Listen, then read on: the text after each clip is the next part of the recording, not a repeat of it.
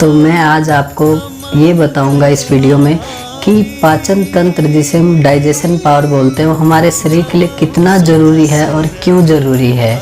तो सबसे पहले मैं आपको दोस्तों बता दूं कि रोग हमें दो तरह से होते हैं, एक शरीर के अंदरूनी कारण से, एक बाहरी कारण से। बाहरी कारण में क्या होता है कि चोट लग जाने के कारण, या मान लीजिए बैक्टीरिया इन्फेक्शन के कारण, या वायरस इन्फेक्शन के कारण, या फंगल इन्फेक्शन के कारण हमें बीमारियां होती हैं। और जब चोट को छोड़ के बैक्टीरिया, वायरस और फंगल हमें तब संक्रमित करता है जब हमारा इम्यून सिस्टम कमज़ोर होता है। और हमारा इम्यून सिस्टम, जिसे रोग प्रतिरोधक क्षमता प्रणाली बोलते हैं, वो तब कमज़ोर होता है जब हम कुछ भी खाते हैं, उस खाए हुए का जो ताकत होती है वो हमारे शरीर में नहीं पहुंच पाती सभी अंगों तक, या उसके जो पोषक तत्व होते हैं वो हमारे पेट में जो अंग होते हैं वो पाचन तंत्र में कहलाते हैं, वो पूरी तरह से उनका रस निचोड़ के हमारे शरीर के अंगों तक नहीं पहुंचा पाती, तब हमारा इम्यून सिस्टम कमज़ोर होता है। इसी तरह मैं अब आपको बताऊंगा कि अंदरूनी कारण से कैसे हमें बीमारियां होती हैं। शरीर में दो तरह के दोष होते हैं, एक शारीरिक दोष, एक मानसिक दोष। जो वात पित्त कफ होता है वो हमारा शारीरिक दोष में आ जाता है। जब ये वात पित्त कफ बढ़ता है तो हमें शरीर की बीमारियां तंग करती हैं। जब हमारा सतरज स्तंभ तंग कर, उनका जो इनबैलेंस हो जाता है, जो बैलेंस में रहना चाहिए वो इनबैलेंस हो जाता है, तो हमें मेंटली तौर पे बीमारियां हो जाती है, डिप्रेशन वगैरह, पागलपन, ज़्यादा टेंशन वगैरह आदि। और दूसरा जो होता है दोस्तों, जो अंदर में हमारे रस, रक्त, मांस, मेद, अस्थि, मज्जा, शुक्र 7 धातुएं होती हैं, ये कम ज़्यादा हो जाए तब हमें बीमारियाँ होती हैं। या हमारा मल में पसीना, मूत्र और जो मल होता है, वेस्ट पदार्थ को बोला जाता है, पुरुष भी बोला जाता है जिसे, तो स्टूल जिसे कहते हैं हम, तो उनमें थोड़ा कम ज़्यादा हो जाए, कब्ज हो जाए या ज़्यादा मात्रा में आने लग जाए तब हमें बीमारियां होती हैं। और एक हमें होता है जैसे अंदर के अंग, जैसे लीवर हो गया, या आंतड़ियाँ हो गई, या अग्नाशय हो गया, या पेनक्रियाज जिसे हम कहते हैं, और गाल ब्लाडर जिसे हम पित्ता कहते हैं, या इन सब चीज़ों में खराबी आ जाए, या मान लीजिए पाचन ठीक ढंग से नहीं हो रहा, आंतड़ियों का जो रस चूसने की क्रिया होती है वो ठीक ढंग से नहीं हो रही, तब हमें बीमारियां फैलती हैं। तो अंदरूनी कारण में तो ये आ जाता है। इसीलिए दोस्तों मैं ये कहूँगा कि कोई भी बीमारी हो, उसका जन्म जो होता है वो पेट के रास्ते ही होता है। सभी बीमारियों का जन्म चोट को, बाहरी कारण जो चोट को छोड़ के सभी बीमारियों का जन्म पेट से होता है, और पेट से ही हम सभी बीमारियों को ख़त्म भी करते हैं। इसलिए हमें पाचन पे ध्यान देना पड़ता है।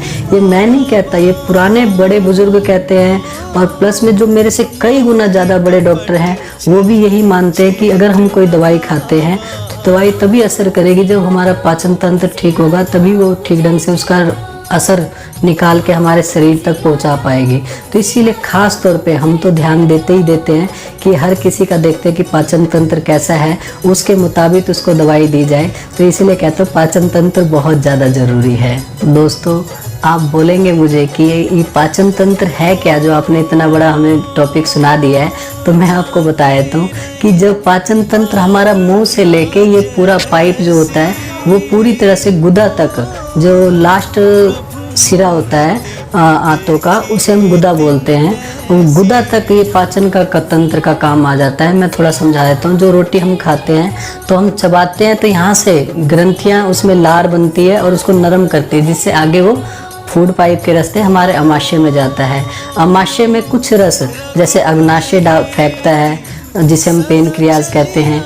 कुछ जो होता है लीवर, गाल ब्लाडर के रास्ते उसमें फेंकता है, थोड़ा पाचन वहाँ होता है। फिर वो डियोडनल से हमारी छोटी आंतों में चला जाता है। छोटी आंतों में जो पाचन होता है उसमें जो रस निकलता है वो खून में जाके आंतड़ियाँ उसको अवशोषित करके खून में पहुंचाती है, और फिर उसके बाद जो बचा हुआ रहता है मल जिसे हम कहते हैं, वो बड़ी आंत में जाता है भोजन हमारा, और फिर वहाँ से अवशोषित करके पूरी तरह से फोक बच जाता है, बिल्कुल मल रूप बन जाता है, तो वो गुदा द्वार से बाहर निकाल दिया जाता है। उसमें से जो रस निकलते हैं वो खून के जरिए हमारे शरीर में पोषक तत्व पहुँचाए जाते हैं, जिससे हमें ताकत मिलती है। इसे कहा जाता है पाचन तंत्र को। अब मैं आपको बता देता हूँ कि खराब जब हो जाता है हमारा पाचन तंत्र तो उसके लक्षण क्या होते हैं, कैसे हमें पता चला गया कि हमारे पाचन तंत्र खराब हो गया और हमें पता चले तो सही कि हमारा पाचन तंत्र कैसे खराब हुआ है। तो मैं थोड़ा बता देता हूँ लक्षण उसके क्या है। सबसे पहले तो मैं आपको ये बता देता हूँ, जिनका पाचन तंत्र कमज़ोर होता है उनको जब वो खाना खाते हैं, खाना खाने के बाद पेट फूल जाता है और गैस ज़्यादा बनती है, या छाती में किसी व्यक्ति को जलन होने लग जाती है जिसे हम तेजाब कहते हैं, डकारें आने लग जाती हैं, खाना खाने के बाद या खाना खाने से पहले पेट में दर्द होने लग जाता है, और किसी को कभी कब्ज हो जाती है, कभी दस्त की शिकायत हो जाती है, कईयों को दस्त के साथ खून भी आने लग जाता है, कभी उल्टियाँ वगैरह आने लग जाती हैं या जी मिचलाने लग जाता है। लोगों का कितना भी खा लेते हैं शरीर में किसी का वजन बिल्कुल कम होता चला जाता है, किसी का कम खाने पे भी एकदम शरीर फूलने लग जाता है। किसी रोगी को बवासीर की शिकायत तंग करती है, लैट्रिन वाली जगह पे गुदा मार के कैंची की तरह काटती है, दर्द होता है, जलन होती है, चुभन होती है। किसी रोगी को देखोगे कि थकावट बहुत हो जाती है, अच्छा खाते पीते हैं, खूब अच्छा खाते पीते हैं, रहन सहन अच्छा होता है, लेकिन फिर भी शरीर में थकावट बनी जाती है, टाइम पे भूख नहीं लगती है, पेट हमेशा एकदम गुम सा रहता है, एकदम फूला फूला सा, सूजन सी लगती है पेट में।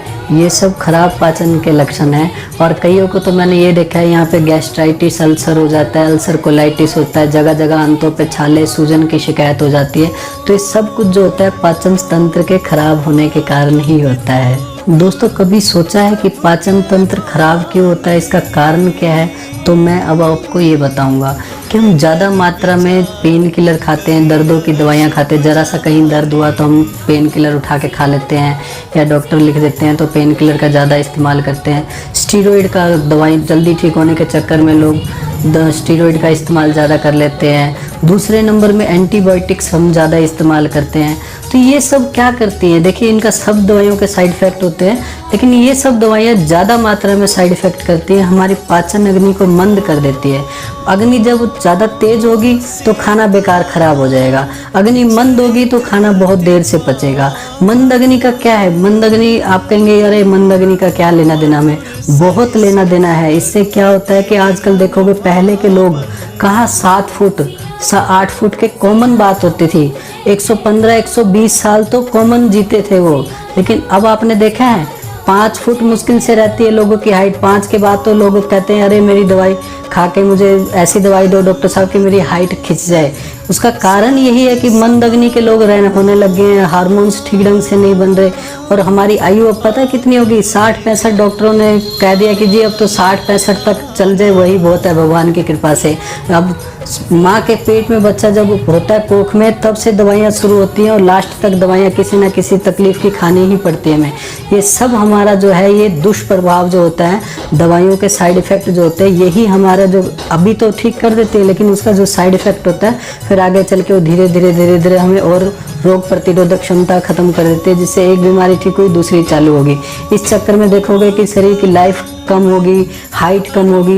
ये सब पाचन तंत्र के कारण ही हुआ है। दूसरा कारण होता है पाचन तंत्र खराब होने का, जब हमें बाजार का जीभ के चटोरे हैं हमें कोल्ड ड्रिंक, बाजार का तला फला, चाय, कॉफ़ी ज़्यादा मात्रा में हमें पसंद आती है, मिठाइयाँ ज़्यादा पसंद आती हैं, और तरह तरह की चीज़ें हम कहते हैं अरे क्या नया खाएं जो हमें अच्छा लगे खाने में, क्या पसंद आए, को ऐसी चीज़ें हमारे खाने में बड़ा मन करता है। उससे क्या होता है, कब्ज होती है, शरीर का वेट बढ़ता है, किसी का कम होता है। उसका खास तौर पे बाजार का जो तला फला होता है उसका पाचन तंत्र पे बहुत ज़्यादा दुष्प्रभाव पड़ता है, जिसके कारण पाचन तंत्र खराब होता है। मोटापा भी पाचन तंत्र खराब करने का एक कारण है, क्योंकि मोटे व्यक्तियों का पाचन तंत्र ऑटोमेटिकली जो होता है वो ठीक ढंग से काम नहीं करता। भले हाँ उनको ये तो होता है कि बार बार भूख लगती रहती है, लेकिन उसके बदले उनका फैट सेल्स और बढ़ने लग जाता है और पाचन तंत्र इतना अच्छा रहता नहीं है, जिससे क्या होता है चर्बी तो बढ़ती है, शरीर अंदर ही अंदर हड्डियाँ नसें कमज़ोर होती चली जाती हैं।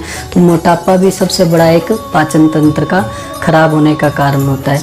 गर्भ अवस्था के दौरान भी महिला का क्या होता है, गर्भ में बच्चा होता है तो जैसे जैसे फीटस, जैसे हम बच्चा गर्भ में शिशु बोलते हैं, तो जैसे जैसे बड़ा होने लग जाता है आंतड़ियाँ दबने लग जाती है, जिसके कारण ठीक ढंग से पाचन नहीं हो पाता। तो गर्भ अवस्था के दौरान भी महिला का पाचन तंत्र कमज़ोर हो जाता है। भोजन का जल्दी करना, फटाफट खाना, अरे मुझे तो ये काम है, मुझे यहाँ जाना है, फलाना, टीवी देखते हुए खाना, उसके कारण भी पाचन तंत्र खराब होता है, क्योंकि हमारा ध्यान तो सारा जाने में, टीवी देखने में होता है, तो पूरी तरह से जो हमारे अंग होते हैं अंदर वो रस कम फेंकते हैं, जिसके कारण पाचन हमारा ठीक ढंग से नहीं हो पाता। इसलिए खाना खाते हुए आराम से सुकून से खाने का मजा ले। भोजन जरूर से ज़्यादा कर लेने पे भी पाचन तंत्र हमारा खराब होता है। जैसे कोई चीज़ अच्छी बनी हुई है तो 2 की जगह अगर भूख हमें 2 की है या 3 की है तो हम ज़्यादा मात्रा में खा लें, इससे भी पाचन पे एकदम लोड पड़ जाता है और पाचन तंत्र धीरे धीरे खराब होने लग जाता है। रात के समय ज़्यादा मात्रा में भोजन कर लेने से भी हमारा पाचन तंत्र बिल्कुल खराब हो जाता है। उसका कारण है कि रात के टाइम जैसे हम सोते हैं ना, हमारे अंदर के अंग भी थोड़ा काम करना कम कर देते हैं। अगर हम ज़्यादा मात्रा में खा लेते हैं, ब्याह शादी में जाते हैं तो अरे सारी चीज़ों का टेस्ट लूँगा यार, सारी चीज़ें कैसे कैसे बनी है देखूँगा, इस चक्कर में क्या करते हैं कि ज़्यादा मात्रा में खा लेते हैं और वो क्या होता है पेट एकदम फूल जाता है और उसके कारण भी डाइजेशन पावर हमारा ख़राब होने लग जाता है और पेट की तरह तरह की भले अगले दिन उल्टियाँ करनी पड़े, डॉक्टर से दवाई खानी पड़े, लेकिन रात को तो यार पार्टी में गए हैं तो ज़्यादा खाएंगे ही खाएंगे। भोजन करने के बाद तुरंत बैठ जाना या सो जाना, कोई काम ना करना आलसपन में, उसके कारण भी हमारा पाचन तंत्र बिल्कुल बेकार हो जाता है। उसका कारण है कि हमारी आंतड़ियाँ ठीक ढंग से काम नहीं कर पाती, जिसकी वजह से हमारा पाचन तंत्र खराब हो जाता है। मल मूत्र का वेग रोकने से भी हमारा पाचन तंत्र खराब होता है। समय समय पर खाना ना खाने से भी हमारा पाचन तंत्र खराब होता है। ज़्यादा टेंशन रखने से भी हमारा पाचन तंत्र खराब होता है। दोस्तों, एक ख़ास बात मैं आपको बताना चाहूँगा कि गरीब आदमी जो ज़्यादा मेहनत करता है उसका पाचन तंत्र खराब नहीं होता है।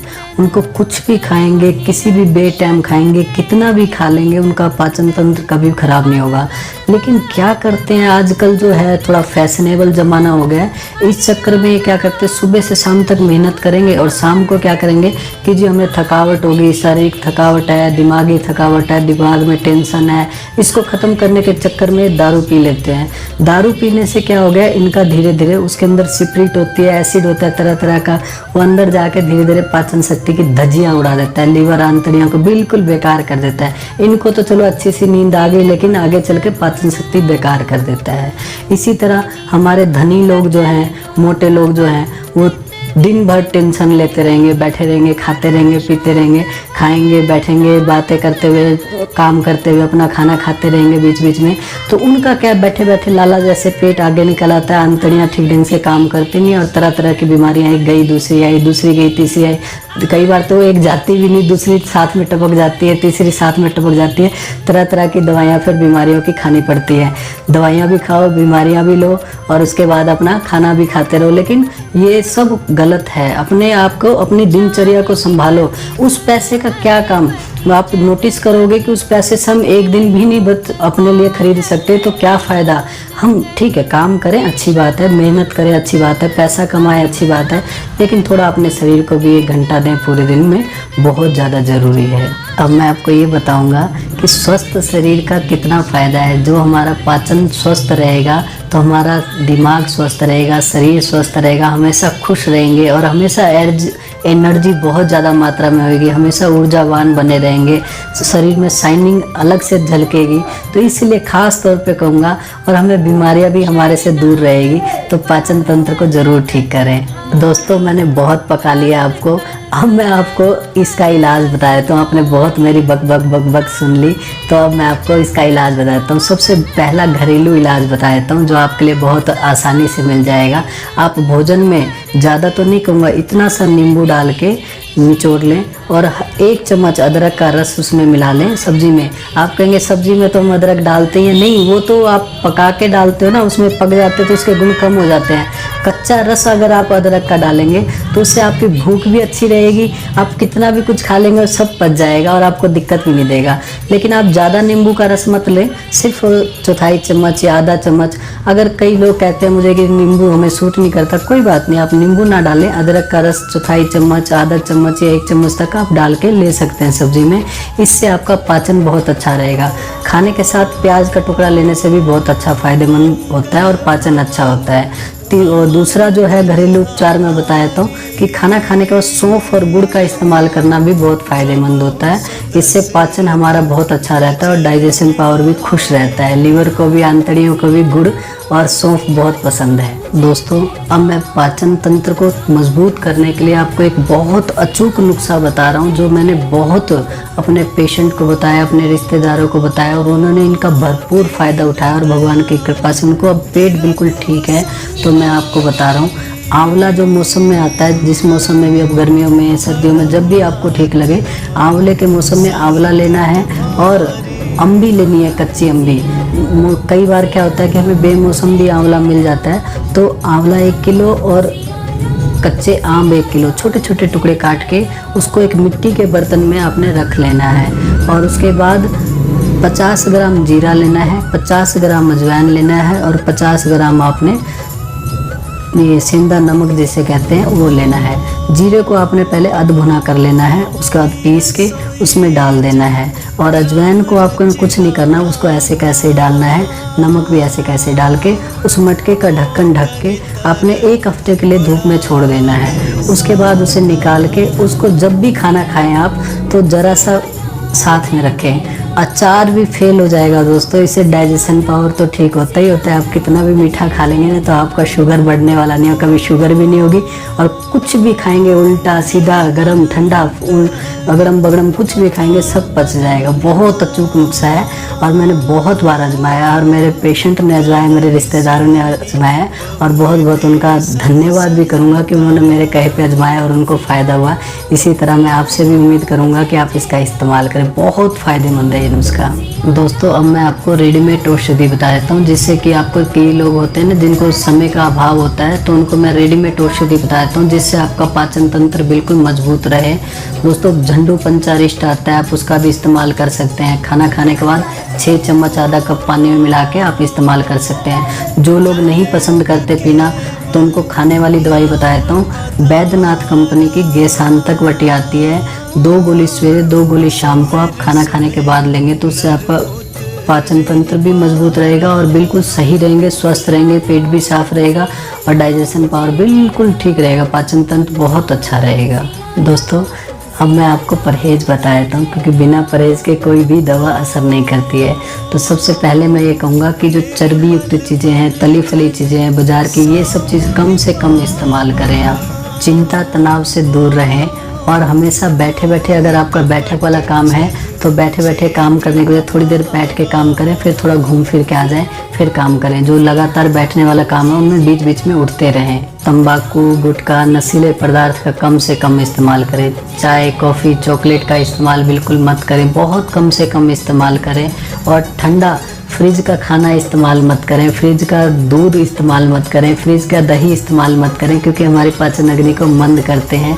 जैसे कोई भी खाने के साथ ठंडा पानी मत पिए, ठंडी कोल्ड ड्रिंक, ये सब अंदर जाके हमारी पाचन अग्नि को कम कर देते हैं, जिससे हमारा पाचन तंत्र खराब हो जाता है। हमें तो अच्छा लगता है कि ठंडा पानी, ठंडा दही, ठंडी दूध गर्मियों में अच्छा लगता है, लेकिन ये हमारे पाचन तंत्र को खराब करता है। देर रात तक ना जागे, ये सब तो परहेज में हो गए। जो अब आपके लिए बहुत फ़ायदेमंद है वो बताए तो, रात को समय से सो जाएं और सुबह समय से उठ जाएं और अपना एक्सरसाइज, योगा या जो भी आपको अच्छा है, पैदल चलना अच्छा लगता है, जॉगिंग अच्छा लगता है, जो भी आपको अच्छा लगता है, सुबह खाली पेट आप ज़रूर करें और शाम को खाना खाने के बाद ज़रूर सैर करें। पैदल चलना आधा घंटा बहुत फ़ायदेमंद होता है। समय पर अपना एक समय फिक्स करें कि मुझे इस टाइम नाश्ता लेना है, इस टाइम लंच लेना है, इस टाइम हमें रात को डिनर करना है। तो समय पर ख़ास तौर पे कहूँगा खाना टाइम पे खाएं। और हरड़ का इस्तेमाल करना बहुत फ़ायदेमंद है। पहले के लोग तो हरड़ के मुरब्बे का भी इस्तेमाल करते थे। कई जो मुरब्बे बनाते हैं वो आपको दे देंगे मुरब्बे, तो खाना खाने को रात को हरड़ का मुरब्बा ज़रूर खाते थे। सवेरे खाली पेट आंवले का मुरब्बा ज़रूर खाते थे। तो आजकल तो आंवले का जूस भी मिल जाता है जगह जगह। जब हम जॉगिंग करने जाते हैं पार्क में तो हमें साइड में जो टेंट वगैरह लगा के मिल जाता है, तो उनसे आप आंवले का जूस वगैरह भी सुबह खाली पेट पीना बहुत फ़ायदेमंद होता है। सब्जी में हींग डालना या अजवाइन डालना भी बड़ा फ़ायदेमंद होता है। और सुबह और दोपहर को फल का इस्तेमाल करना बहुत फ़ायदेमंद होता है। फल में जैसे आपको आम, अमरूद, केला, जो भी आपको पसंद हो, फल का इस्तेमाल आप ज़रूर करें। सलाद का इस्तेमाल ज़रूर करें, आपके लिए बहुत फ़ायदेमंद है। और हर गर्मियों में हर 1 घंटे पे 1 गिलास पानी पिएं, सर्दियों में हर 2 घंटे पे 1 गिलास पानी आप ज़रूर लें। पर्याप्त मात्रा में शरीर में पानी भी जाना चाहिए। सुबह खाली पेट भीगे हुए चने, भीगे हुए, जिसे अंकुरित करना चाहते हो तो अंकुरित मूंग की दाल भी फ़ायदेमंद होती है। भीगी हुई अंजीर, भीगे हुए मेवे फ़ायदेमंद होते हैं। मेवों में हम कहते हैं बादाम, काजू, किशमिश का इस्तेमाल, अखरोट का इस्तेमाल आप कर सकते हैं। खाना खाने के बाद एक छोटी इलायची खाना भी फ़ायदेमंद होता है, तो उससे भी पाचन तंत्र हमारा मजबूत होता है। खाना खाने के बाद हम सुबह या दोपहर को पपीता भी ले सकते हैं, इससे भी खाना हमारा पचता है। शकरकंदी, कीवी, खट्टे फल भी काफ़ी फ़ायदेमंद होते हैं डाइजेशन के लिए। हमारे डाइजेशन को खट्टे फल बहुत पसंद होते हैं। और दोस्तों, मैंने बता ही दिया कि आपको पाचन तंत्र के हमारे शरीर के लिए कितना ज़रूरी है, तो इसलिए ख़ास तौर पे मैं कहूँगा कि दिनचर्या को सुधारें। और लास्ट में इतना ही कहूँगा कि मेरे बताए गए नुस्खों से अगर आपको पूर्ण लाभ मिले तो बहुत अच्छी बात है। अगर आपको पूर्ण लाभ नहीं मिलता तो आप